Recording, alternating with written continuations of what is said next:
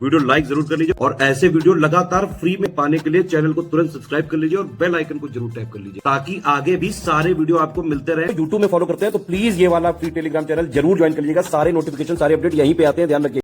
Hello friends, आज की इस क्लास में हम लोग यूपी पीसीएस में आए हुए हिंदी के सी सेट प्रश्नों को हल करेंगे। आपका स्वागत है हमारे YouTube channel C SAT preparation पर। यह channel study for civil services के अधीन आने वाला एक चैनल है। आप हमारे चैनल को सब्सक्राइब कर लीजिएगा। इसके अतिरिक्त अगर आप स्टडी फॉर सिविल सर्विसेज से नहीं जुड़े तो आप इससे जुड़ सकते हैं। इसके लिए आप यूट्यूब पर फॉलो कर सकते हैं, टेलीग्राम पे फॉलो कर सकते हैं। साथ में अब यह चैनल प्ले स्टोर पर उपलब्ध है तो आप प्ले स्टोर पर से भी इसे फॉलो कर सकते हैं। चलिए देखिए, आज की क्लास में थोड़ा सा एक आपसे निवेदन है कि फॉन्ट में टाइपिंग गड़बड़ी के कारण जितनी जगह ई की मात्रा लगाई गई थी, जब इसको पीपीटी से पीडीएफ में कन्वर्ट किया गया तो ये मात्रा हट गया है। तो यहाँ पे मैं हर जगह लगाते हुए चलूँगा। देखिए, ये पिछले वर्षों के प्रश्न हैं, प्रश्नों के विस्तृत हल के साथ। ठीक है, यहाँ पे मतलब जो भी पिछले वर्ष के प्रश्न है उसका विस्तृत हल देखा जाएगा।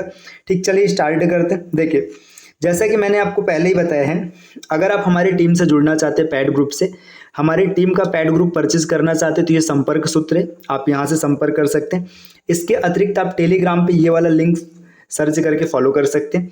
ये ज्ञान सर का व्हाट्सएप नंबर है, आप इसके माध्यम से भी जुड़ सकते हैं। ठीक, चलिए अब स्टार्ट करते हैं अपनी क्लास को। देखिए, यहाँ पे पहला क्वेश्चन आपके सामने ये एक पैसेज दिया गया है ना। देखिए, ये पैसेज में क्या है, देखिए, अधोलिखित गद्यांश, यहाँ पे ई की मात्रा हट गई, मैंने पहले ही आपको बता दिया। अधोलिखित गद्यांश को ध्यान से पढ़िए तथा प्रश्न 1 से 5 तक का उत्तर इस गद्यांश के आधार पर दीजिए। ठीक, हमारा जीवन पाखंड में बन गया है और हम इसके बिना नहीं रह सकते। अपने सार्वजनिक जीवन अथवा निजी जीवन में कहीं भी देखें, हम एक दूसरे को छलने की कला का खुलकर उपयोग करते हैं। इसके बावजूद यह विश्वास करते हैं कि हम ऐसा कुछ भी नहीं कर रहे हैं। हम इस प्रकार की भाषा का प्रयोग करते हैं जिसकी उस अवसर पर कोई आवश्यकता नहीं होती। हम किसी भी बात को यह जानते हुए कि वह सही अथवा सत्य नहीं है, लेकिन उसके प्रति निष्ठा या विश्वास इस तरह प्रकट करते हैं जैसे हमारे लिए वही एकमात्र सत्य है। हम सब इसलिए सरलता से कर लेते हैं क्योंकि आज पाखंड एवं दिखावा हमारे जीवन का एक अभिन्न अंग बन गया है। आज हम में से अधिकांश लोगों की स्थिति मुंह में कुछ और मन में कुछ और वाली बन गई। देखिए, ये पैसेज दिया था, इस पैसेज को आपने पढ़ा। इसमें पढ़ने के बाद सरल सा पैसेज है, हर चीज़ आपको एकदम स्पष्ट रूप से दिख रही है। तो चलिए इस पैसेज के माध्यम से जो जो क्वेश्चन पूछा गया है उन क्वेश्चन का हम लोग उत्तर ढूंढते। देखिए, पहला क्वेश्चन है, छलने की कला का हम किस प्रकार उपयोग करते हैं। ठीक है, तो देखो पैसेज में जिक्र किया गया है कि छलने की कला का हम खुलकर उपयोग करते हैं। आवश्यकता अनुसार होगा ही नहीं, है ना, पूरी निष्ठा से नहीं, सरलता से नहीं, खुलकर। जो पैसेज है ना, पैसेज के हिसाब से ऑप्शन नंबर डी इसका सही आंसर होगा। चलिए अगले प्रश्न पर आते हैं। देखिए, अगला प्रश्न यहाँ पर दिया गया है, मुंह में राम बगल में छुरी, इसका अर्थ निम्न में से इसमें से किस वाक्य से पता चलता है। मतलब मुंह में राम बगल में छुरी, मतलब आपके मुख में तो कुछ और चल रहा है लेकिन मन में कुछ और चल रहा है, इसका मतलब ये होता है। देखिए, यहाँ पे इसका अर्थ दिया है, हम इस प्रकार की भाषा का प्रयोग करते हैं जिसकी इस अवसर पर कोई आवश्यकता नहीं, ये तो नहीं होगा, है ना। मुंह में कुछ और मन में कुछ और, यही इसका सही अर्थ होगा। मुख में राम या मुंह में राम बगल में छुरी, ये मुहावरे का सही अर्थ ये होता है। ठीक, तो आपका ऑप्शन नंबर बी सही हो जाएगा, तो आगे चेक करने की कोई आवश्यकता नहीं।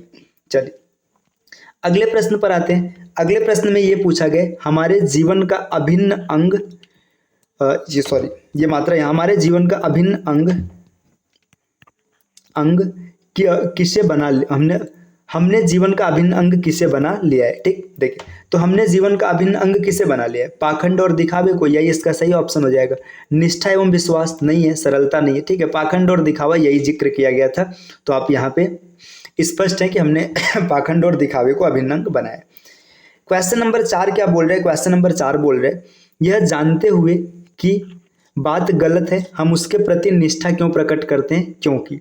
देखिए आपको पता है एक बात गलत है, फिर भी आप उसके प्रति निष्ठा प्रकट कर रहे हैं। इसका सबसे बड़ा कारण पता है क्या है? आप असत्य चीज को सत्य दिखाना चाहते हैं। या तो ये आप करना चाहते हैं, या तो कोई गलत बात है जिसे आप सही साबित करना चाहते हैं। तो ऑप्शन देखते हैं। देखिए, दूसरों को छलने हेतु, ऐसा नहीं है। छलना चाहते हैं, ऐसा नहीं है। दूसरे को छलना नहीं चाहते, है ना। असत्य को सत्य में बदलना चाहते हैं, तो ये इसका सही ऑप्शन हो जाएगा। देखिए आप और आगे देखिए, पाखंड और दिखावा हमारे जीवन का अभिन्न अंग बन गया, ये नहीं होगा। हम दिखावा करना चाहते हैं। देखिए ये तीनों ऑप्शन होल्ड कर रहे हैं, है ना। तीनों ऑप्शन हो सकते हैं, लेकिन जो पैसेज था, पैसेज में जिक्र किया था कि हम असत्य को सत्य में बदलना चाहते हैं, इसलिए इसका ऑप्शन सही हो जाएगा, ऑप्शन नंबर बी। चलिए नेक्स्ट क्वेश्चन की ओर आते हैं। अगला क्वेश्चन है, गद्यांश का उपयुक्त शीर्षक है। अगर आप इस पैसेज के शीर्षक की बात करेंगे कि क्या इसका शीर्षक हो सकता है, तो सार्वजनिक जीवन कोई मेल नहीं खा रहा है, दिखावा कोई मतलब इतना मजबूत तथ्य नहीं है, निष्ठा व विश्वास इसकी तो कोई बात ही नहीं, पाखंड आधुनिक जीवन का सत्य। तो ये एक मजबूत आंसर दिख रहा है कि जो इस पैसेज का शीर्षक बन सकता है। तो सबसे उपयुक्त आंसर होगा पाखंड आधुनिक जीवन का सत्य। चलिए तो ये क्वेश्चन नंबर 5 था। देखिए एक पैसेज आता है, आप सी सेट में देखेंगे, सरल पैसेज होता है। आपकी हिंदी की पकड़ अगर ठीक ठाक है तो आप 5 में से 5 नंबर आराम से गेन कर सकते हैं। नंबर कहने का मतलब है कि 5 क्वेश्चन आपका सही हो सकता है, नंबर आपको 10 मिलेंगे। चलिए अब आते हैं अगले क्वेश्चन पे, क्वेश्चन नंबर 6। देखिए क्वेश्चन नंबर 6 में क्या जिक्र किया गया, ये जिक्र किया गया है, निम्नलिखित में अविकारी शब्द नहीं है। देखिए जो शब्द है ना, शब्दों को जो पूरा शब्द भेद है, इसमें 8 शब्द भेद को 2 समूहों में बांटा गया है। एक होता है विकारी और एक होता है अविकारी। ठीक, विकारी और अविकारी। देखिए यहाँ पे विकारी वो होता है जो लिंग वचन कर्ता इसके हिसाब से बदल जाए। लिंग बदलेगा, वचन बदलेगा, कर्ता बदलेगा तो शब्द बदल जाएगा। तो विकारी में आता है संज्ञा, सर्वनाम, क्रिया और विशेषण। ये 4 जो है ना, ये विकारी के सीरीज में आते हैं, ये विकारी माने जाते हैं। इसके बाद जो बचा हुआ जो है, मतलब देखिए आपके जितने भी अव्यय बच गए, है ना, क्रिया विशेषण और अव्यय, जो ये टोटल 4 हो जाएंगे, मतलब 1 क्रिया विशेषण और 3 अव्यय, ये आपके अविकारी होते हैं। तो यहाँ पे क्या पूछा है, निम्नलिखित में से कौन अविकारी नहीं है। तो देख लो विकारी के सीरीज में कौन कौन है, संज्ञा, सर्वनाम, क्रिया और विशेषण। तो यहाँ पे आपको सर्वनाम मैच कर रहे हैं, तो ये ऑप्शन हो जाएगा। ठीक, अब आप इसको यहाँ से याद कर लेंगे तो फिर कोई भी क्वेश्चन आएगा आप आसानी से बना लेंगे। विकारी अविकारी से भी क्वेश्चन मिलते रहते हैं। चलिए आते हैं अगले स्लाइड पे, अगले क्वेश्चन पे। अगला क्वेश्चन ये है, आदर्शिका का तद्भव शब्द है। देखिए आदर्शिका एक तत्सम है। ठीक है, तत्सम मतलब देखिए, तत्सम और तद्भव का मैं आपके सामने जिक्र कर दूं। तत्सम का मतलब ये होता है कि वे शब्द जो संस्कृत से ज्यों का त्यों हिंदी में प्रवेश कर ले। याद रखना बहुत आसान है। देखिए इसमें भी स दिख रहा है, इसमें भी स दिख रहा है, मतलब ये तत्सम संस्कृत से डायरेक्ट आए हुए। तद्भव की बात करेंगे, तद्भव क्या होता है, जो संस्कृत से डायरेक्ट हिंदी में नहीं आए, ये पाली, प्राकृत, अपभ्रंश या किसी अन्य माध्यम से हिंदी में प्रवेश किए। ठीक, तो यहाँ पे आप देखेंगे आदर्शिका तत्सम है। आदर्शिका का तद्भव जो होता है ये आरसी होता है। ठीक है, आरसी का मतलब होता है एक प्रकार का दर्पण। ये इसका सही आंसर हो जाएगा। ठीक, चलिए अगले क्वेश्चन पर आते हैं, क्वेश्चन नंबर 8।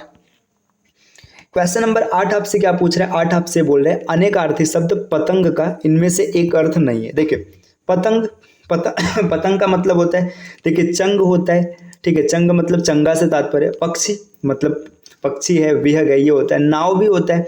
ये जो बादल है ना, बादल इसका अर्थ नहीं होता है। तो पतंग मतलब बादल नहीं होता है, ऑप्शन नंबर डी सही हो जाएगा। ठीक, यहाँ पे ऑप्शन डी इसका आंसर बनेगा। ये तीनों इसके अनेकार्थी शब्द होते हैं। तो ये भी आपका क्लियर हो गया। अनेकार्थी, पर्यायवाची, यहाँ सबसे क्वेश्चन आते हैं, अच्छे खासे क्वेश्चन आते हैं, तो इसके लिए तैयार रहना चाहिए आपको। चलिए अगला क्वेश्चन है, निम्नलिखित। देखिए निम्नलिखित में से कौन तत्सम शब्दों की जोड़ी नहीं है, मतलब कौन ऐसा है जहाँ पे तत्सम शब्द नहीं है। देखिए ये कर्म, यहाँ पे विधा होगा, दधि भात होगा, मत्स्य, मृग और ज्ञान क्षेत्र। देखिए तत्सम तद्भव, अभी मैंने पिछले क्वेश्चन में जिक्र किया है। तत्सम तद्भव क्या होता है, तत्सम संस्कृत से डायरेक्ट आए हुए हैं और तद्भव अपना रूप बदल के आए हुए हैं। ठीक है, देखिए इसमें तत्सम शब्दों की जोड़ी नहीं। देखिए कर्म और विधा दोनों तत्सम है। ठीक, यहाँ पे देखिए दधी और भात, यही ना आपका ये मतलब आंसर बन जाएगा, ये जोड़ी नहीं है। ठीक, देखिए मत्स्य मृग ये भी है, ये भी है, तो इसमें ऑप्शन नंबर बी आपका सही हो जाएगा। बी इस क्वेश्चन का सटीक आंसर बनेगा। ये तत्सम शब्दों की जोड़ी नहीं है। अगले प्रश्न पर आते हैं। अगला प्रश्न क्या है?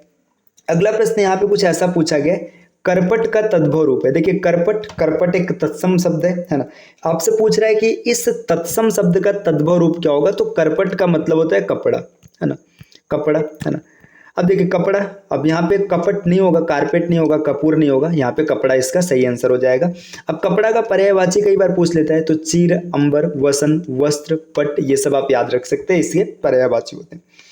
देखिए हम लोगों ने यहाँ तक 10 क्वेश्चन कर लिया। अगले क्वेश्चन पर आते हैं। अगला क्वेश्चन क्या है? अगले क्वेश्चन की अगर जिक्र किया जाए, क्या है क्वेश्चन? देखिए निम्नलिखित, है ना, आज ये फॉन्ट की मिस्टेक पता नहीं कैसे सिस्टम में हो गई। देखिए निम्नलिखित में से सकर्मक क्रिया का वाक्य है। देखिए किसमें ना सकर्मक क्रिया का प्रयोग किया गया? मंदाकिनी सोती है, मतलब इसमें कर्म का कोई जिक्र नहीं है ना। बालिका निबंध लिख रही है, ठीक है, ये हो सकता है। आगे देखते हैं, पक्षी आकाश में उड़ते हैं, इसमें भी कर्म का कोई जिक्र नहीं है।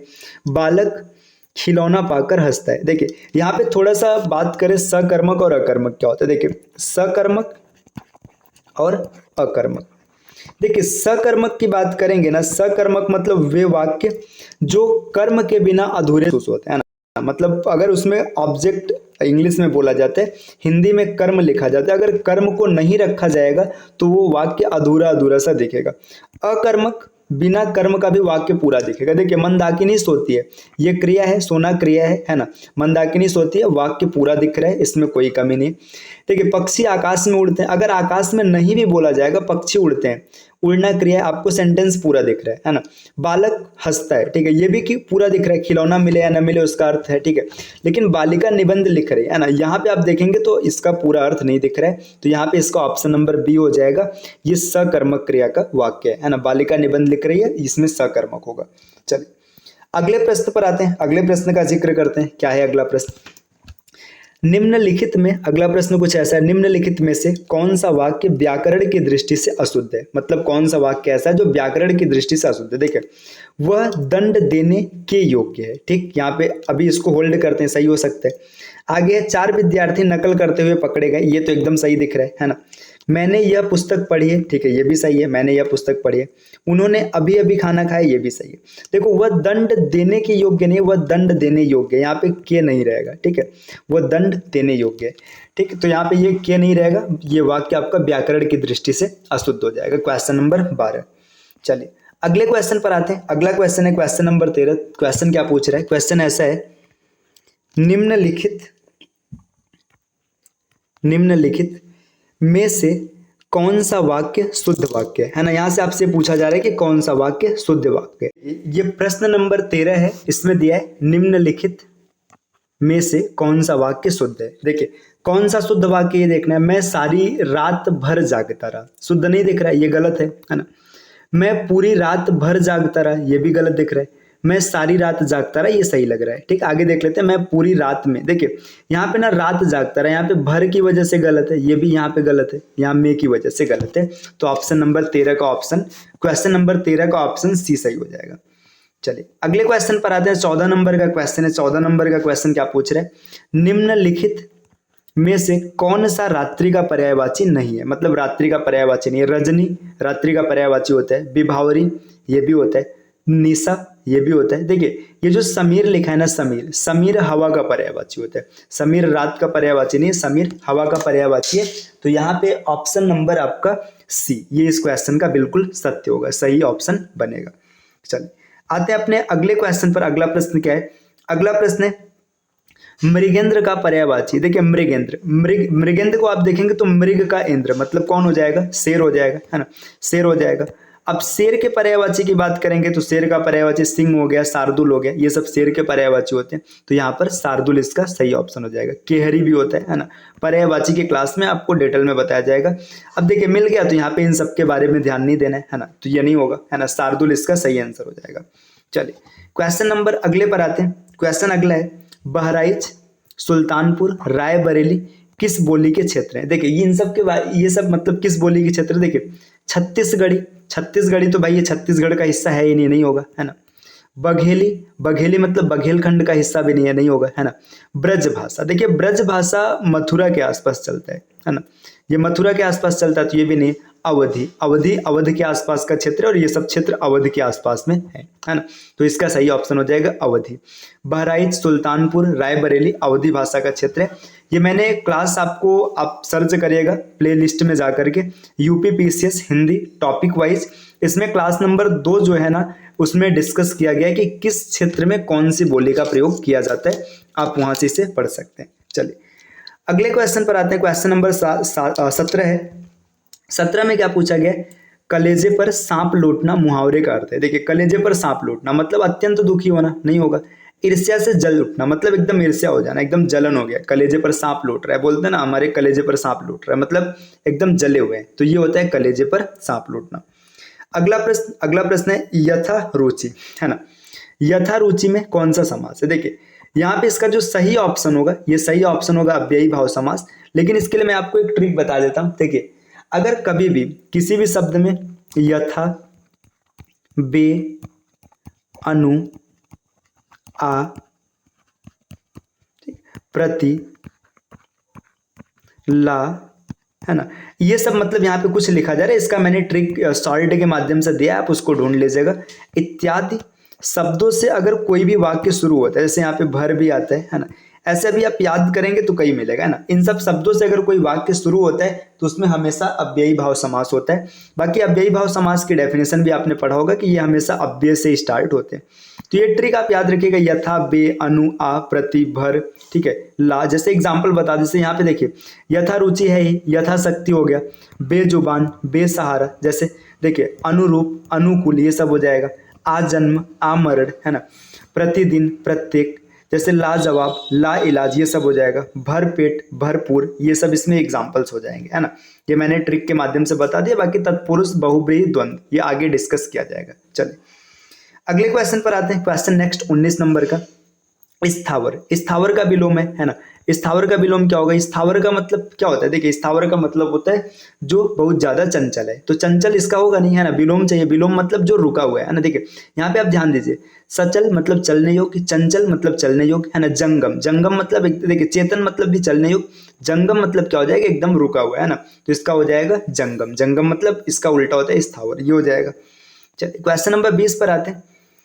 क्वेश्चन नंबर 20 है, निम्नलिखित में से शुद्ध शब्द है। देखिए कुमुदनी, है ना, कुमुदनी नहीं होता है, ये गलत हो जाएगा। इसका सही आंसर होता है कुमुदनी, कुमुदिनी, है ना। तो ये जहाँ पे मिलेगा सही होगा। ऑप्शन नंबर बी देखिए सही, यहाँ पे बड़ा हुए गलत है, ये भी गलत है। तो ये हम लोगों की क्लास रही, यहाँ पे हम लोगों ने 20 क्वेश्चन डिस्कस किया जो प्रीवियस ईयर के सी सेट के पेपर में आए हुए हैं। देखिए हिंदी एक इम्पॉर्टेंट सेक्शन है। अगर आप सी सेट की बात करेंगे तो यहाँ पर आपको हिंदी के तकरीबन 20 से 25 के आसपास क्वेश्चन मिल जाते हैं, है ना। कभी कभी थोड़ा बहुत कम ज़्यादा रहता है, और हिंदी एक ऐसा सेक्शन है जिसमें आप आराम से आंसर बना सकते हैं। अगर आप हिंदी में 15+ भी कर लेते हैं तो आपका काम थोड़ा सा आसान हो जाएगा। फिर मैथ्स में चीज़ें आप हल्के से भी करके निकाल लेंगे, रीजनिंग में भी हो जाएगा। तो इसलिए हिंदी को आपको थोड़ा सीरियस लेना है ना। हिंदी को कंप्लीट डिटेल में पढ़ना है तो आपको कुछ नहीं करना है, हमारे चैनल सी सेट प्रिपरेशन को सब्सक्राइब कर लेना है ना। और साथ में हमारी जो मेन ब्रांच है, मेन चैनल है स्टडी फॉर सिविल सर्विसेज, इसको भी आप सब्सक्राइब कर लीजिए और आप प्ले स्टोर पर जा करके स्टडी फॉर सिविल सर्विसेज का एप्लीकेशन इंस्टॉल कर लीजिएगा। यहाँ पे आपको हर प्रकार की क्लासेस की तैयारी कराई जाएगी, जैसा कि आप यहाँ पर देख सकते हैं। देखिए आप चाहे यूकेपीएससी की तैयारी कर रहे हैं, चाहे बीपीएससी की तैयारी कर रहे हैं, चाहे यूपी पीसीएस की तैयारी कर रहे हैं, यूपी ट्रिपल एससी हो गया, आरओ एआरओ जिसकी वैकेंसी संभावित है कि जल्दी आ जाएगी, तो इन सब की कंप्लीट तैयारी करने के लिए आपको कुछ नहीं करना है, छोटा सा काम करना है, हमारे चैनल सी सेट प्रिपरेशन को सब्सक्राइब करना है और साथ में स्टडी फॉर सिविल सर्विसेज के एप्लीकेशन को इंस्टॉल करना है और इसके पैड ग्रुप को परचेस करना है। तो चलिए मिलते हैं आपसे नेक्स्ट वीडियो में कुछ नए इन्फॉर्मेशन के साथ, कुछ नया लेकर के। तब तक के लिए आप अपना ख्याल रखिएगा। Take care, bye bye and thank you.